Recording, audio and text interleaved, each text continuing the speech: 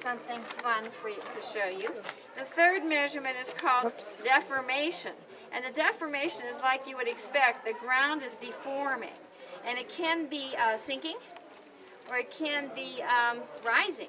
And that will tell the scientists different things about the volcano. Now, Thomas Jagger figured this out way early on. He was the first scientist to scientifically and sort of regularly study volcano. He said if you want to understand a volcano, you have to live there. So he moved to the summit of this volcano, which had perpetual lava lakes, and he would notice that things would change. The lakes would rise, they would drain, they would overflow, they would get real agitated, they would get kind of quiet. Sometimes lava would come out the side. He would usually find out about it because somebody would call him up and say, hey, Dr. Jagger, here we are way down by the ocean, and everything's shaking, and there's lava squirting out and not stopped. And you know, many of these things where the changes occurred very quickly, and they didn't last all that long, right? But he wanted to get to a point where he could predict eruptions. That was his whole, guided his whole career. As a young geologist at MIT, he went to visit the Caribbean island of Martinique a couple of years after a very violent explosive eruption killed virtually everybody on the island. It killed more than 30,000 people. It basically killed everybody except for 2 men who were in a prison, in a dungeon. And they survived only because they were so well protected. So he went to visit it, he saw the devastation, he said, we need to understand volcanoes better so that we can save people from the effects of volcanic eruptions, because you cannot stop volcanoes from erupting.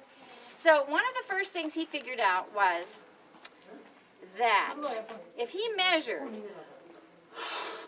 the top of this mountain, and I'm going to use this balloon to show you, if Jagger were standing where we are today, and he had an assistant on the other side of the Caldera, say 3 miles away, and they had very precise measurements between the 2 points. And they were using basically the same instruments that people use for surveying. I mean, these were pretty simple line of sight kind of measurements.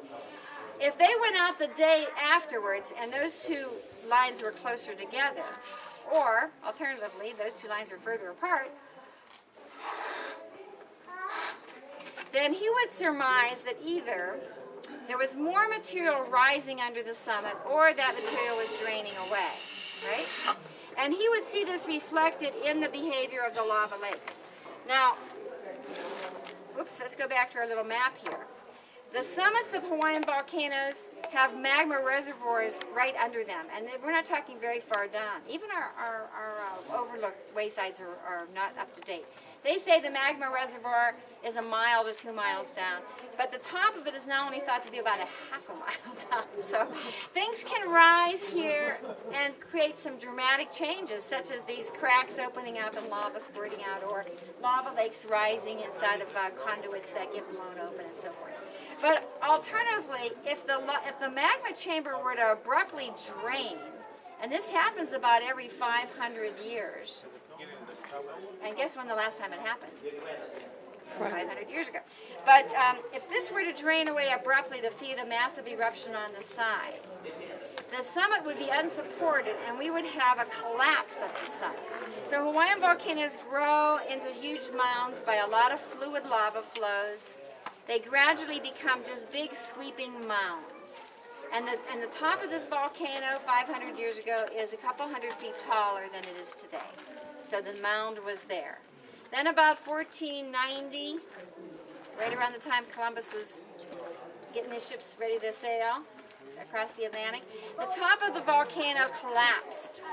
And there would have been terrible earthquakes and terrible amounts of ash and explosions and whatnot.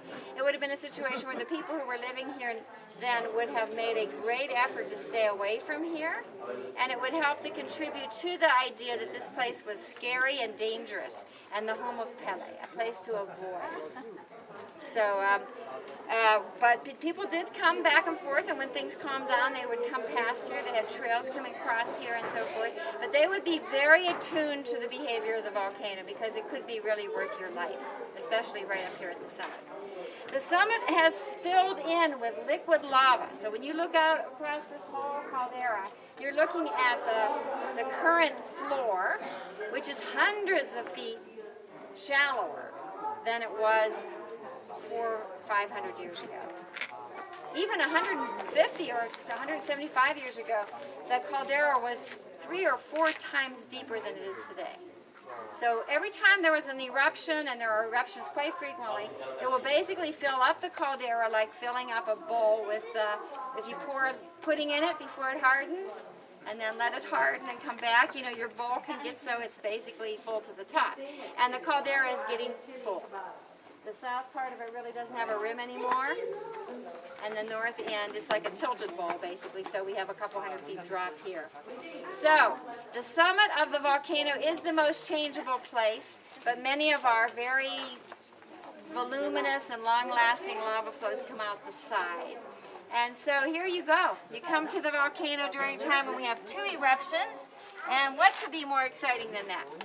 So as you could tell from my pictures, I'm a great collector of Pele art, and I wanted to show you as we're wrapping up one of my favorite of all my Pele pictures. And this one I like very much, and this was done about 5 or 6 years ago by one of our school kids, so it was long before we had this steam cloud here.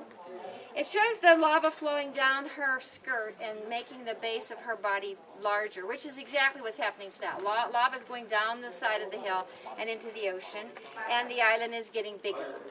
Her arms are outstretched, and she has this great pleased look on her face. I think what we're indicating here are flank eruptions, what we call it when the lava comes out on the sides. And of course the fireworks, or the sparklers, involved in the splashing gas-driven fountains of lava.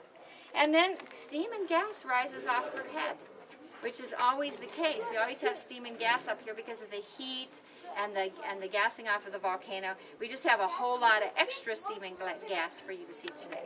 And of course her happy smile.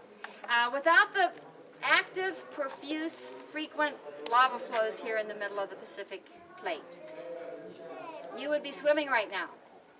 Right? There would be no Hawaiian Islands. All of the Hawaiian Islands have grown from the ocean floor because of the active volcanism in this area.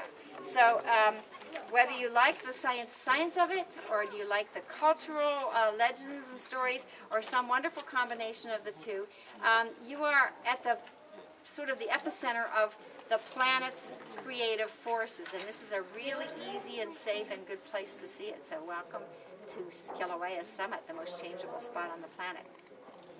Thank you. You're welcome. Thank you. Excellent.